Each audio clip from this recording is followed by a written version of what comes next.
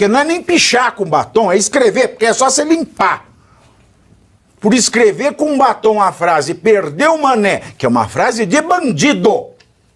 Quem fala perdeu o mané é o bandido a hora que rouba. Agora não mais.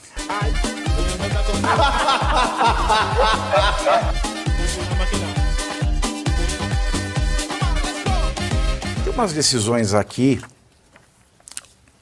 que essas notícias eu sinto, sabe, dá uma dor no peito de dar essas notícias. Porque não é mais a Venezuela, é aqui no Brasil. Mas é alguém com um carisma, é uma notícia de alguém com o carisma e com a relação, né, a dinâmica povo-autoridade bastante parecido. O ministro Alexandre de Moraes, do Supremo Tribunal Federal, determinou a abertura de uma nova investigação contra a deputada federal Carla Zambelli, do PL, por suposta ligação com uma tentativa de golpe.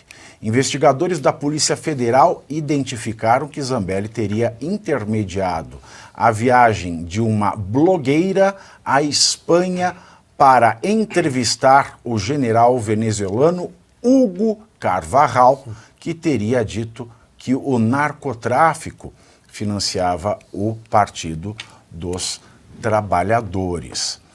Bom, rapidamente sobre isso.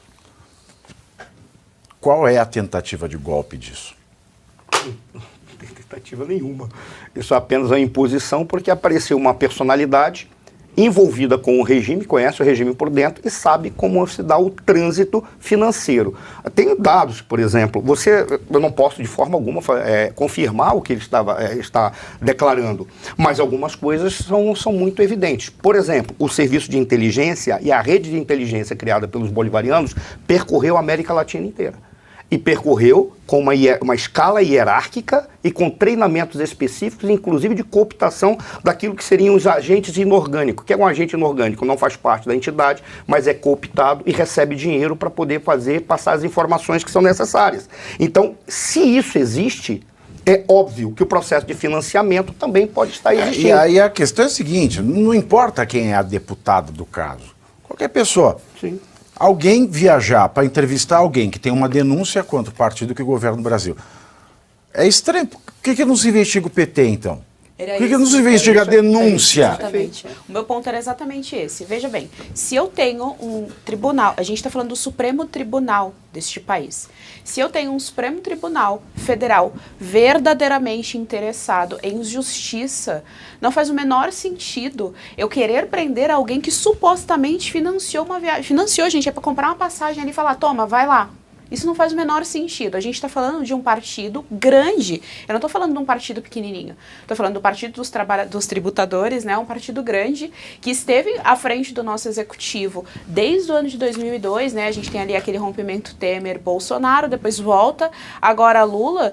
E é uma acusação muito séria. Ele está falando sobre narcotráfico. A gente está falando de uma coisa muito séria. O certo seria, então, investigar isso e não prender não, né? Não incluir a Carla Zambelli no inquérito de investigação. Qual é o sentido disso? É perseguição aos opositores, é só isso. Querendo dizer o seguinte, que a Carla Zambelli utilizou recursos que podem ser recursos públicos, não precisa ser, mas para buscar elementos que possam, de alguma maneira, vincular o Partido dos Trabalhadores e justificar que não se entregasse o poder ela é deputada, ela pode fiscalizar os partidos. É o papel dela. O deputado pode fiscalizar. Esse é o papel dela, ela recebe para isso. E ao mesmo tempo, e essa notícia vem ao mesmo tempo da liberação da maconha, e vem ao mesmo tempo, porque a notícia, ao mesmo tempo que o Alexandre de Moraes mandou incluir a Carla Zambelli no inquérito, porque ela financiou uma suposta viagem para uma suposta entrevista com um suposto general para uma suposta denúncia, ao mesmo tempo que isso aconteceu, o presidente do STF, presidente do CNJ, Luiz Roberto Barroso, ele mandou soltar uma mulher gestante e mãe de 2 filhos menores de 12 anos, que foi condenada a 5 anos de reclusão por tráfico de drogas. Na decisão, Barroso considerou a situação familiar e o fato da mulher ser primária, ter bons antecedentes, traficante com bons antecedentes, eu acho Exatamente. ótimas coisas do Brasil. E não fazer parte de organização criminosa, ela não tem carteirinha. Né? Enquanto isso, a cabeleireira Débora Rodrigues, detida há mais de um ano, por escrever, porque não é nem pichar com batom, é escrever, porque é só você limpar. Por escrever com batom a frase "perdeu o mané", que é uma frase de bandido. Quem fala "perdeu o mané" é o bandido a hora que rouba. Agora não mais. Aí vem um ministro do STF e adota a frase de bandido. Aí ela escreveu de batom, está presa preventivamente, ilegalmente há mais de um ano, porque ela escreveu com batom a frase de bandido que o ministro usou na estátua em frente ao STF no 8 de janeiro. E ela é mãe de 2 filhos, um de 6 e um de 9. Ou seja, e a traficante tem bom antecedente. Infelizmente, os partidos de esquerda extremistas, eles cooptam jovens para serem criminosos.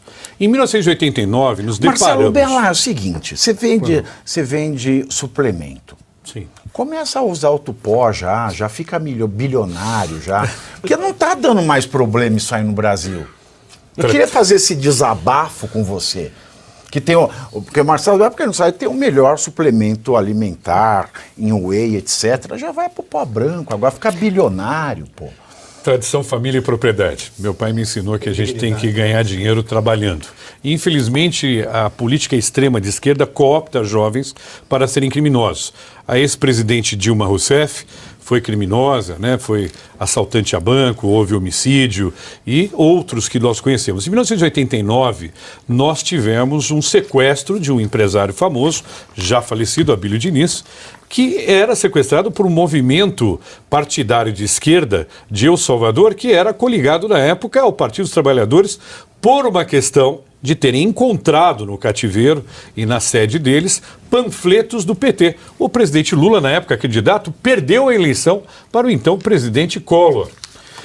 Isso está se repetindo. Narcotráfico. Quem é Hugo Carraval? Quem é este general? Ele foi chefe da inteligência de Hugo Chávez durante muitos anos e ele controlava o narcotráfico para os Estados Unidos, por isso que ele está preso hoje lá na Espanha. A partir do momento que há uma delação premiada, é porque há provas. A delação premiada não é pegar um criminoso que está na cadeia e pressionar ele, torturar ele para falar o que a gente quer ouvir, como na Inquisição. É, na verdade, pegar aquilo que ele está falando e verificar se ele tem provas. Então, segundo a delação premiada desse general El Pollo, e El Pollo em espanhol é o frango, então o general Frango, ele disse que era financiado e financiava partidos de esquerda, incluindo o PT. Então é claro que a massa de manobra do nosso governo hoje vai utilizar todas as suas forças possíveis para tentar evitar com que nós, povo brasileiro, a gente consiga. Então, mais uma vez, perdeu o mané. Mas a questão é essa. Né? O STF não precisa ser partidário. Ele não pode e não precisa, porque o cargo é vitalício. Não tem rigor. Tá lá, vai ficar até 75 anos. Ou, quando vier, Deus nos livre e guarde, aquela senhora caveirinha de touquinha preta. Mas é muito gritante o que acontece, Luiz Arthur Nogueira. Pavinato, o STF não sai das manchetes. É incrível, né? E a manchete sempre negativa. É uma fábrica de injustiças. E qual o problema disso? Reforça a sensação de insegurança jurídica no país, o que atrapalha os negócios e a economia. Pavinato, não sei se você sabe, vou te contar uma coisa rapidinho. Eu tenho o privilégio de viajar muito o Brasil porque eu faço palestras econômicas. Quem é o público que me assiste? Empresários. Quando eu pergunto para eles hoje qual é o maior entrave para se investir no Brasil, o que eu esperaria de resposta? Carga tributária, juros altos, infraestrutura ruim. A resposta é insegurança jurídica protagonizada pelo Supremo Tribunal Federal.